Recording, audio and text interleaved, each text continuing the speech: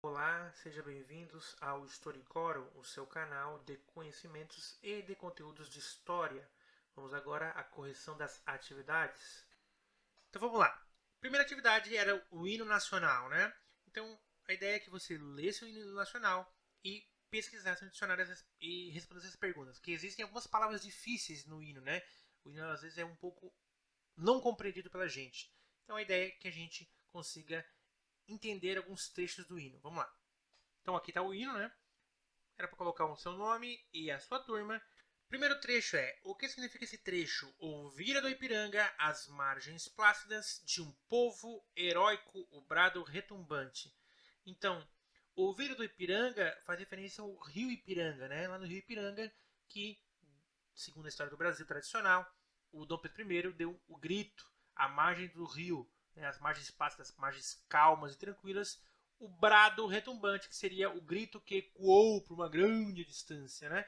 Então, faz referência ao grito do Ipiranga e à independência do Brasil. Segundo trecho, o que significa esse trecho? Se o penhor dessa igualdade conseguimos conquistar com braço forte, em teu seio, ó liberdade, desafia o nosso peito à própria morte. Também faz referência à independência do Brasil, faz referência à ideia de que o povo lutou pela independência de Portugal contra os portugueses, né? Então faz referência à luta pela liberdade e domínio dos portugueses. O Brasil independente, buscar uma igualdade para ficar independente, para ter livre, para ser livre de Portugal. O que significa esse trecho? Se em teu formoso céu, risonho e límpido, a imagem do cruzeiro resplandece. O céu risonho seria um sol alegre, né? Um céu limpo. A imagem do cruzeiro. Não é o time de futebol. Cruzeiro aqui é o Cruzeiro do Sul, que é a constelação. Então faz referência à constelação Cruzeiro do Sul. O que significa esse trecho? Nossos bosques têm mais vida, nossa vida no teu seio mais amores. Faz referência ao poema de Gonçalves Dias, a Canção do Exílio, que é lá de 1843. Minha terra tem palmeiras onde canta o sabiá. Os pássaros que aqui gorjeiam não gorjeiam como lá. E assim vai, né? E como se fosse uma referência às belezas naturais do Brasil, né? Os animais, as plantas e tudo mais.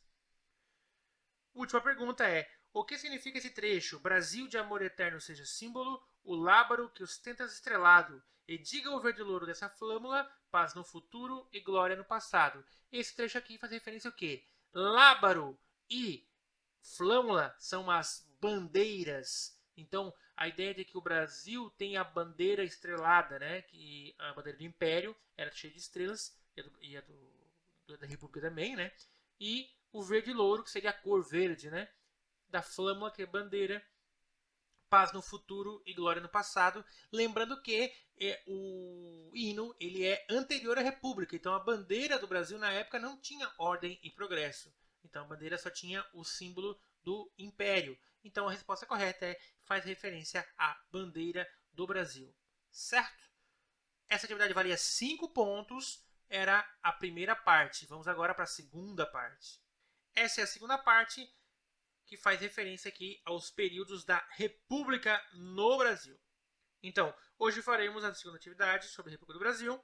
Assista o vídeo, quem não assistiu, leia o texto para poder fazer a atividade de forma correta. Então, quem não assistiu o vídeo que eu explicava sobre o conteúdo, ou quem não leu o texto, né, é bom fazer para entender esse assunto.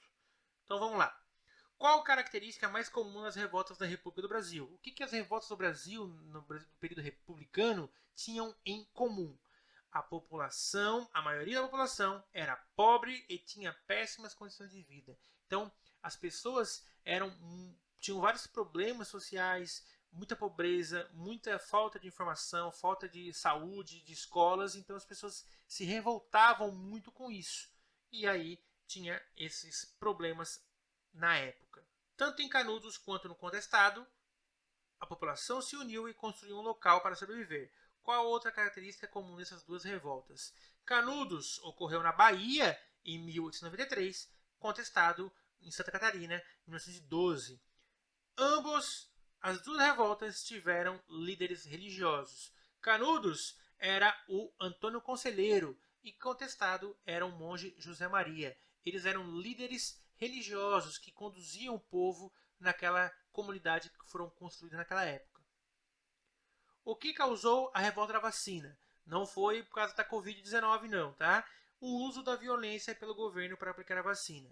As pessoas na época tinham muito medo da vacina, achavam que na verdade a vacina tinha a doença e não a cura dela. As pessoas não tinham esse conhecimento.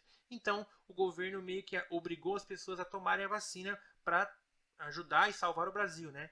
Continuando, analisando as revoltas do período da República do Brasil, quem foi o maior causador dessas revoltas? Quem foi o maior responsável por deixar o povo insatisfeito? É a política e o descaso do governo do Brasil. Na política, houveram várias fraudes, várias compras de voto, os mesmos políticos sendo eleitos, eram todos representantes de uma elite, de um grupo político, não representavam a maioria da população. Então, isso era um problema muito grande naquela época. Após as revoltas que ocorreram no período da República, as condições de vida dos brasileiros mudaram em algo atualmente? Então, nos dias de hoje, como era naquela época, as coisas mudaram? Sim, muitas situações mudaram, claro, mas muito ainda precisa ser feito. Então, mesmo com o tempo que se passou, muitas coisas ainda permanecem como eram no passado. Vamos agora à recuperação. Então, essa aqui é a recuperação. Olá, alunos! Está disponível a recuperação das atividades sobre o último capítulo. Essa nota substituirá as notas das duas atividades anteriores. Se essa nota for maior do que a das outras atividades anteriores, somadas. As notas já foram enviadas por você por e-mail. Então, se você for mal nas duas outras atividades e for melhor nessa atividade aqui, você pode substituir essa nota pelas suas duas outras. Essa vale de 0 a 10. Então, aqui nós temos o hino novamente. E vamos à pergunta. O que significa esse trecho? E o sol da liberdade, em raios fúlgidos, brilhou no céu da pátria nesse instante.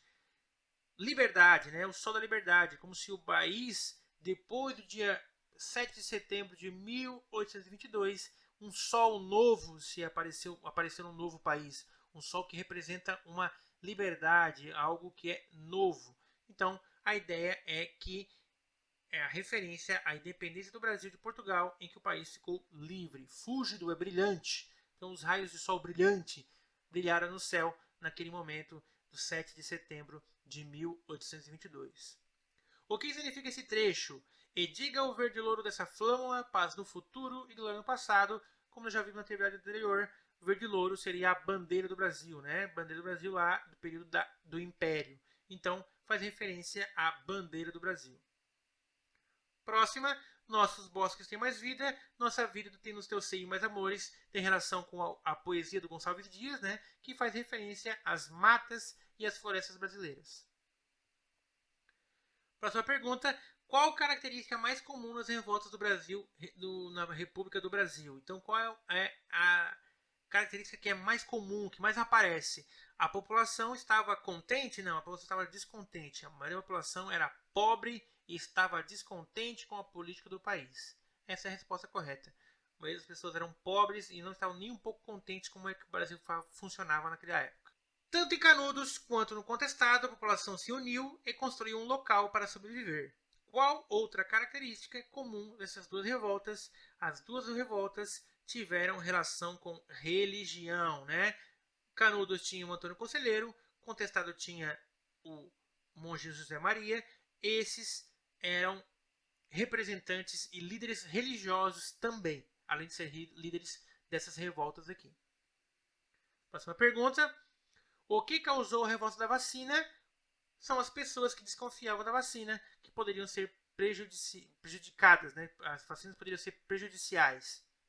Então, algumas pessoas achavam que o governo queria, na verdade, era eliminar a população, então eles não queriam tomar vacina. O governo foi obrigado e tomou medidas meio violentas, invadir as casas, obrigava as pessoas a tomar a vacina para evitar e controlar as doenças que tinha no Brasil.